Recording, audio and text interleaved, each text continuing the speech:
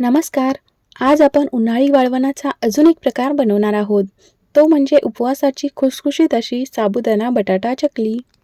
चकली एकदम दुप्पट फुलण्यासाठी आणि खुसखुशीत होण्यासाठी मी साबुदाणा आणि बटाट्याचे योग्य प्रमाण सांगितलं आहे. ही चकली बनवण्यासाठी मी काही खास टिप्ससुद्धा सांगितल्या आहेत. त्यामुळे व्हिडिओ स्किप न करता शेवटपर्यंत बघा. चकलीसाठी मी इथं 1/2 किलो साबुदाणा घेतला आहे. साबुदाणा एका पातेल्यात घालून स्वच्छ धुवून घ्यायचा.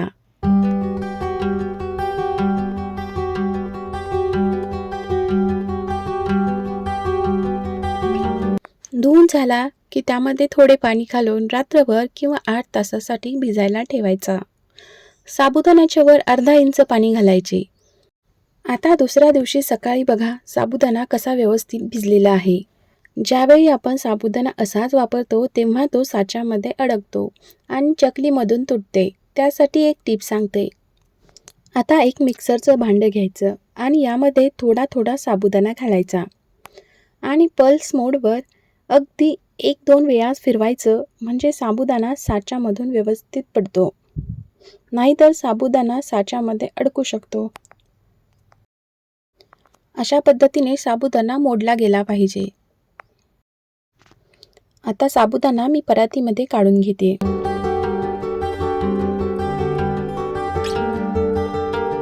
सर्व साबुदाणा मी इथे फिरवून घेतला आहे.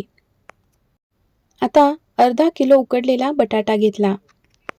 1/2 किलो साबुदाण्यासाठी अर्धा किलो बटाटा हे प्रमाण अगदी बरोबर आहे. आता बटाटा किसून घ्यायचा, म्हणजे बटाटा सुद्धा साच्यामधून व्यवस्थित पडेल आणि साच्यामध्ये अडकणार नाही. सर्व बटाटा मी किसून घेतलाय.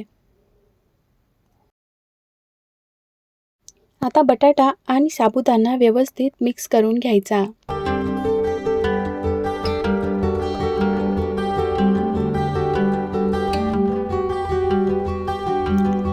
आता साबुदाणा बटाटा व्यवस्थित मिक्स झालेला आहे.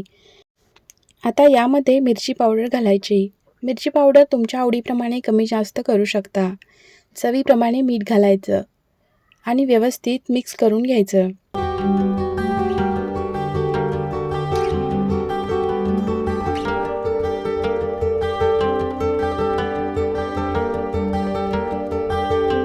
आता यामध्ये 2 चमचे जिरे घालायचे आणि परत एकदा व्यवस्थित मिक्स करून घ्यायचं.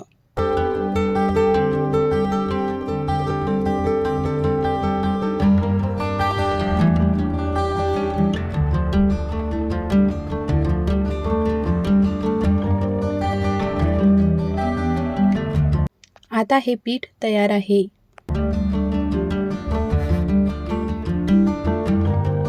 या चकलीच्या साच्यामध्ये हे पीठ भरून घ्यायचं.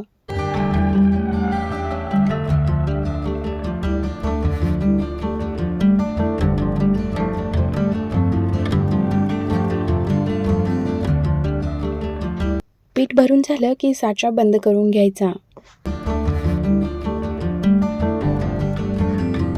चकल्या पाडण्यासाठी मी इथं एक प्लेट घेतली आहे आणि त्यावर कापड अंथरलं आहे. त्यावर आता चकल्या पाडून घ्यायच्या. तुम्हाला जेवढ्या मोठ्या चकल्या हव्या आहेत तेवढ्या पाडून घ्यायच्या. मी इथं 2 ते 3च वेढे दिलेले आहेत.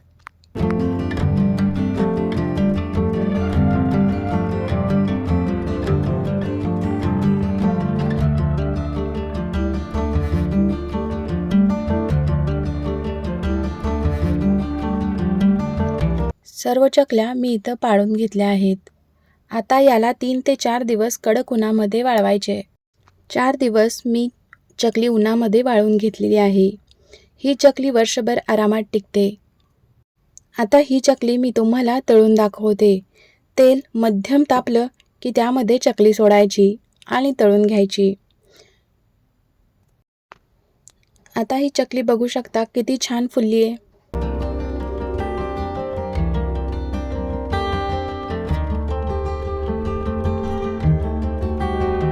ही चकली तुम्ही उपवासाला सुद्धा खाऊ शकता. खुसखुशीत साबुदाणा आणि बटाट्याची चकली तयार आहे.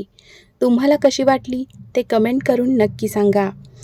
आणि रेसिपी आवडली असल्यास व्हिडिओला लाईक करा आणि आपल्या चॅनेलला सबस्क्राईब करा.